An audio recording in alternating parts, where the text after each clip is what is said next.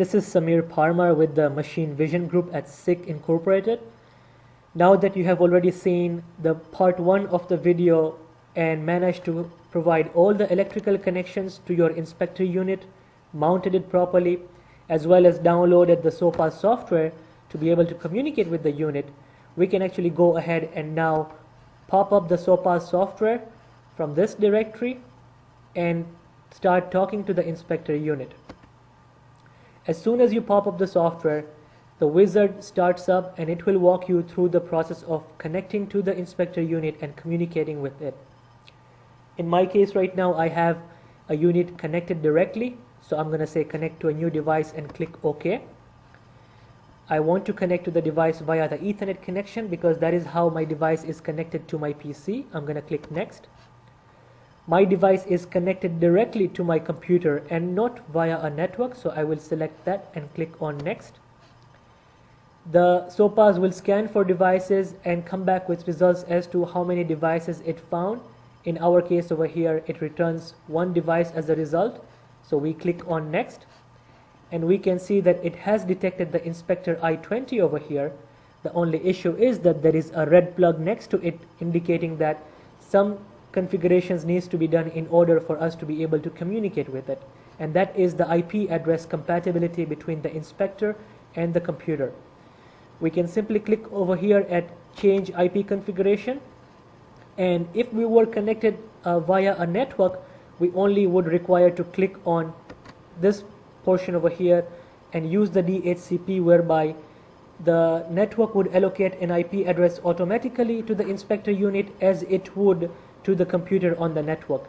In other case over here, we would uncheck this and we would uncheck this because we are connected directly to the computer, and we would click on show new proposal, whereby the inspector would automatically assign an IP address automatically that would be compatible with the host computer, and then we would click on next. So the SOPAS is now going through the checks to verify that we are connected properly. Meanwhile, I want to verify over here that in order to connect the device to the computer, there are two approaches. One is directly, whereby you would connect the inspector using an Ethernet cable to the PC. The other option is incorporating a switch in between the two of them. Both of these approaches, however, are considered to be direct connection, and that is what I am using right now.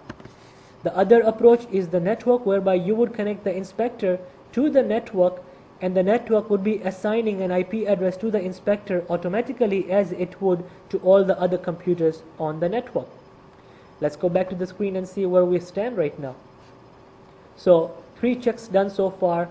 Once this last check is done, I will click next over here, and then now the red plug has been converted to a green plug, and we are ready to talk to the inspector. So we can click on next, and now the SOPAS would add this inspector to our project, and the finish would be highlighted over here, upon clicking which I am ready in the programming view and I can start working with the inspector and all my tools.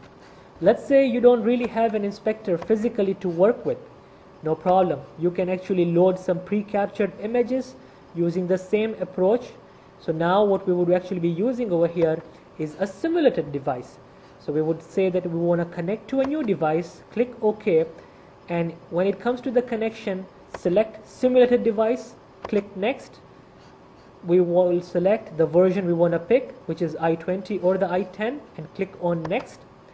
And SOPAS would pre-configure all these settings for us and let us enter into the programming view, assuming that we are actually connected to a device, and we are now ready to do all the configurations as we would be able to do when we were physically connected to a device.